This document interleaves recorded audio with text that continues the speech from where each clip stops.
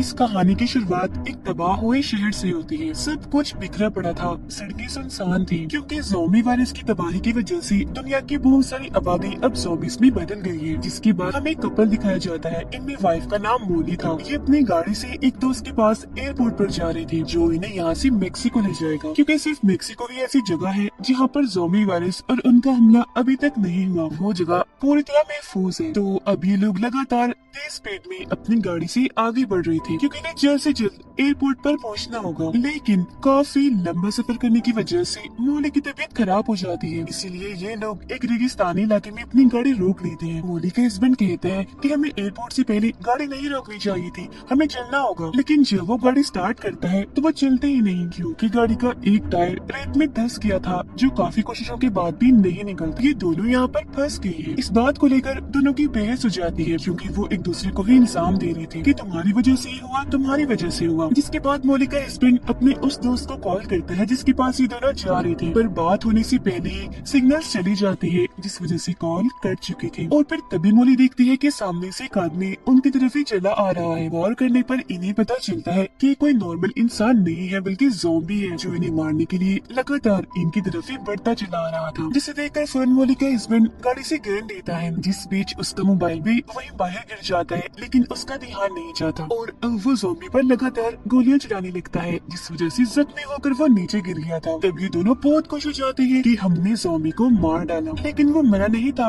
अभी भी जिंदा था। दोबारा से उठकर इनकी तरफ बढ़ने लगता है। इसे देखकर मोली के हस्बैंड दोबारा एक गोली उस पर चलाता है, जो उसके कान पर लगती है, लेकिन वो फिर भी आगे बढ़ता ही जा रहा था और अब उसके गन में गोलियां भी खत्म हो चुकी थी। इसीलिए इन्हें दोबारा से गाड़ी में वापस आकर बैठना पड़ता है। अब ये ज़ॉम्बी के यहाँ से जाने का इंतजार करने लगते हैं, पर वो जा ही नहीं रहा था। तब से इनकी गाड़ी के आसपास ही मंडला रहा था इन्हें मारने के लिए। देखते ही देखते यहाँ रात हो गई थी, पर वो अभी भी बाहर खड़ा होकर खिड़की से इन्हें देखे ही जा रहा था। दरअसल मोली के हस्बैंड से सबसे बड़ी गलती ये हुई थी कि उसने मोबाइल बाहर गिरा दिया था, जिसे उठाया भी नहीं था, और अब इन्हें किसी तरह मोबाइल हासिल करना था। ये गाड़ी की लाइट जलाती है और देखती है कि ज़ॉम्बी बाहर नहीं है। तब चुपके से मोली बाहर आती है और आखिरकार मोबाइल के पास भी पहुंच चुकी थी। लेकिन जब उसका हस्बैंड पीछे था तो तभी ज़ॉम्बी यहाँ आकर उस पर हमला कर देता है और उसने मोली के हस्बैंड को काट कर उसे मार दिया था। उसकी मौत से मोली को काफी दुख तो होता है, पर उसे अपनी जान बचानी थी, इसीलिए वो अपना जरूरी सामान लेकर यहाँ से भाग जाती है फौरन। अगली सुबह वो अपने उस दोस्त को कॉल करती है जो एयरपोर्ट पर इनका इंतजार कर रहा था। मोली उसे कहती है कि गाड़ी खराब है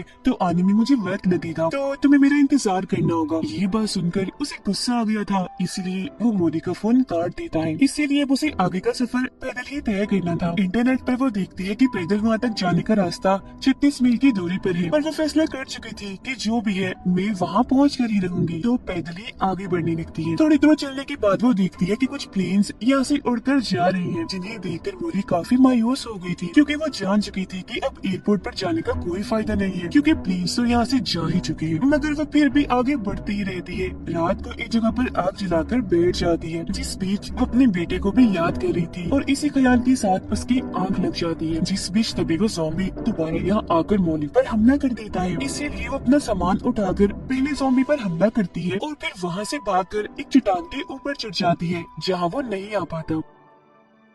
अगली सुबह वो देखती है कि ज़ॉम्बी अभी भी चट्टान के नीचे यानी उसके करीब ही है, जो उसके पास आने की कोशिश कर रहा है। तो वो अपना सामान लेकर यहाँ से दोबारा भागने लगती है। हालांकि ज़ॉम्बी भी उसका पीछे करता है, पर वो आराम आराम से चल रहा था तो इतनी आसानी से उस तक नहीं पहुँच सकता था। लेकिन जब मोली एक जगह पर रुक गई थी तो दोबारा से वो उसके पास आने लगता है। अब यहाँ वो पत्थर से उसे डराकर भगाने की कोशिश भी करती है, पर वो उसे नजरअंदाज करके उसकी तरफ बढ़ता ही चला जा रहा था। और यहाँ एक बार फिर रात हो जाती है, इसलिए मोली एक चट्टान के ऊपर आग जलाकर बैठ जाती है, क्योंकि वो जानती थी कि ज़ॉम्बी चट्टान पर नहीं आ सकता, तो वो यहाँ महफूज है। अब अगली सुबह उसे दोबारा अपने दोस्त की कॉल आती है। वो उसे कल सुबह तक का टाइम देता है, कहता है कि अगर तुम कल सुबह तक एयरपोर्ट पर आ गई तो ठीक है, वरना हम तुम्हें छोड़कर यहाँ से निकल जाएंगे। जिसका मतलब था कि एक मौका अभी भी उसके पास था यहाँ से निकलकर अपनी जान बचाने का। इसीलिए वो दोबारा से आगे बढ़ने लगती है, लेकिन ज़ॉम्बी तो अभी तक उसका पीछा नहीं छोड़ता। उसके खाने पीने का सामान भी खत्म हो गया था, जिस वजह से उसे कमजोर कमजोरी हो रही थी और पानी की कमी तो बहुत थी। ऊपर से गर्मी भी बढ़ती जा रही थी। यहाँ वो रुक भी नहीं सकती थी क्योंकि ज़ॉम्बी उस पर हमला करके उसे मार देगा। लेकिन काफी थक जाने की वजह से उसकी आंखें बंद होने लगती है और फिर तभी यहाँ रेत का एक काफी बड़ा तूफान आ जाता है, जिस तूफान में वो ज़ॉम्बी के साथ फंस जाती है और बेहोश हो गई थी। फिर जब उसे होश आती है तो वहाँ से एक गाड़ी गुजर रही थी। वो उन्हें आवाज लगाकर रोक लेती है, जिसके अंदर से दो आदमी बाहर आते हैं। सबसे पहले वो मोली को पीने के लिए पानी देती है। वो फिर इन्हें बताती है कि मुझे एयरपोर्ट जाना है, तभी मैं यहाँ से निकल सकती हूँ, तो प्लीज आप मुझे ले चलिए। तो अब ये लोग मोली को गाड़ी में बिठाते हैं। वो देखती है कि मेरा बैग मेरे पास नहीं है। कहती है कि शायद वो वहीं गिर गया होगा जहाँ मैं बेहोश पड़ी थी। तो अब ये दोनों उसका बैग लेने के लिए चली जाती है। गाड़ी में मोली खून के निशान देखती है, जिससे वो समझ गई थी कि ये दोनों वो शरीफ लोग नहीं है बल्कि खूनी है। वो घबरा गई थी। फिर ये दोनों लड़की वापस गाड़ी में आकर मोली से कहती है कि हमें भी एयरपोर्ट जाना है, तो तुम हमें भी वहाँ जाने का रास्ता बता दो। जब ना चाहते हुए भी उसे इन्हीं रास्ता बताना ही पड़ता है, जिसकी फौरनी बाद ही उसे गाड़ी से बाहर लाकर मारने लगती है। चाकू निकालकर जैसे उसकी जान लेने वाली होती है कि तभी मोली जोर जोर से चिल्लाने लगती है। उसकी चीख के साथ ही रेत हिलता है और उसमें हलचल हो रही थी और अगले ही पल उसमें से वो ही ज़ॉम्बी बाहर निकल कर आता है जो कई दिनों से मोली के पीछे था। और वो भी तूफान के साथ बेहोश हो गया था और अब वो उस जगह पर आता है जहाँ ये दोनों लोग मोली को मार रहे थे। उन पर हमला करके एक आदमी को वो काट लेता है, जो देखकर दूसरा लड़का गाड़ी लेकर फौरन यहाँ से निकल जाता है। गाड़ी में से कुछ खाने पीने और जरूरी सामान निकल कर मोली के पास गिर जाता है, लेकिन वो एक बार फिर इस सुनसान रेगिस्तान में फंस गई थी, जहाँ वो ज़ॉम्बी दोबारा से इसकी तरफ ही आ रहा था। जिसे देख वो सोच में पड़ जाती है कि क्या मुझे ज़ॉम्बी पर यकीन करना चाहिए या नहीं, क्योंकि आखिर ज़ॉम्बी ने उसकी जान बचाई थी। लेकिन ये भी सच है कि आखिर वो है तो एक ज़ॉम्बी ही। अब मोली के पास यहाँ एक कश्ती भी थी जो उस गाड़ी में से ही गिरी थी, जिसमें सामान रखकर वो उसे घसीट रही थी, पर थकी होने की वजह से रस्सी उसे खींची नहीं जाती। इसीलिए अब वो ज़ॉम्बी पर भरोसा कर ही लेती है। उसके गले में कश्ती की रस्सी डालकर उसमें सामान रखती है, जिसे खींचकर ज़ॉम्बी आगे बढ़ रहा था। तो वो भी उसके साथ साथ आगे बढ़ती रहती है। उसकी यहाँ एक किस्म की ज़ॉम्बी से दोस्ती हो गई थी। वो उसे अब अपनी कहानी सुनाने लगती है कि पहले मैं एक डांसर हुआ करती थी। मेरी बहुत ही छोटी उम्र में शादी हो गई, जिसके बाद मेरा बेटा पैदा हुआ। लेकिन क्योंकि मैं उस वक्त उसकी देखभाल नहीं कर सकती थी, इसलिए मैंने अपना बेटा अपनी बहन को दे दिया। मेरी बहन ने उसे पाल पोस कर बड़ा किया और आज भी वो वही है। मैं उसे बहुत याद करती हूँ। वो फैसला करती है कि मैं अब इस ज़ॉम्बी को ट्रेन करूंगी, सब इसे सिखाऊंगी। अगर इसने मेरा कहा माना तो इसे मैं अपने साथ ले जाऊंगी, और अगर नहीं तो इसे यही रेगिस्तान में छोड़ दूंगी। लेकिन वो ज़ॉम्बी तो उसका सारा कहना ही मान रहा था। तो अब ये लोग आगे बढ़ते हैं और मेन रोड तक आ गए थे। मोली गाड़ी के आने का इंतजार करने लगती है ताकि यहाँ से निकल सके।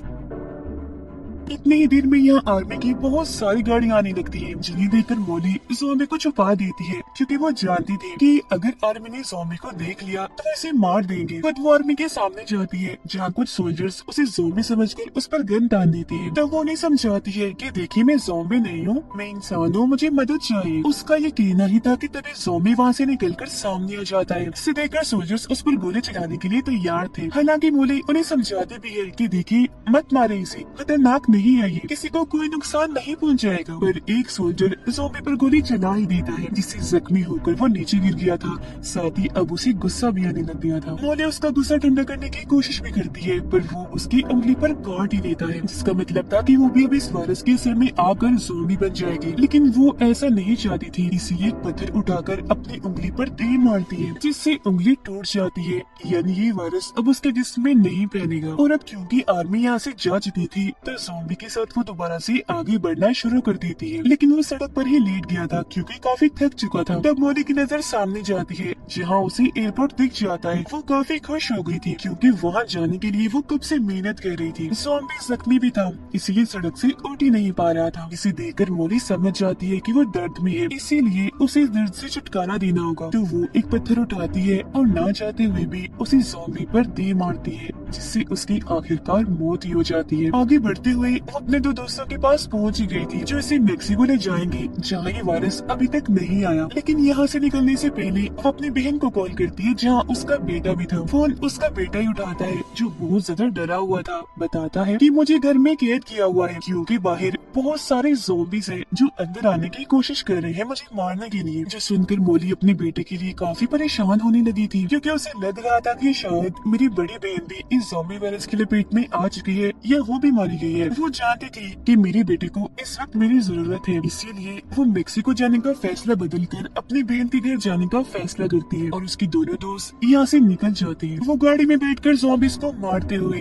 आखिर उस जगह पर पहुँच जाती है जहाँ उसकी बहन का घर था। यहाँ सब कुछ तबाह बर्बाद हुआ पड़ा था। वो अब जैसे अपनी बहन के घर में आती है तो उसे ये जानकर काफी दुख होता है कि मेरी बहन और उसका हस्बैंड मारे गए हैं, क्योंकि वहाँ शीशे पर खून से कुछ लिखा हुआ था। वो फौरन अपने बेटे के कमरे में जाती है जो अपनी टेंट में ही छुपा हुआ था मगर काफी डरा हुआ लग रहा था। अपने बेटे को सही सलामत देकर वो काफी खुश हो जाती है और फौरन उसे लेकर नीचे आती है जहाँ दरवाजे पर बहुत सारे ज़ॉम्बीज़ थे जो अंदर आने की कोशिश में लगे हुए थे। वो अपने बेटे को कहती है कि तुम बस मेरे पीछे रहना और हाथ में बेलचा उठा लेती है। दरवाजा जैसे ही खुलता है वो ज़ॉम्बीज़ पर हमला करके सबको ही मार डालती है और इस तरह से खुद की और अपने बेटे की जान बचा लेती है सिर्फ अपनी बहादुरी की वजह से, क्योंकि पिछले काफी वक्त से वो इतनी बड़ी बड़ी मुश्किलात का सामना कर रही थी, इसीलिए जान चुकी थी कि इनसे कैसे निपटना है। और इसी के साथ ये कहानी इधर ही खत्म हो जाती है।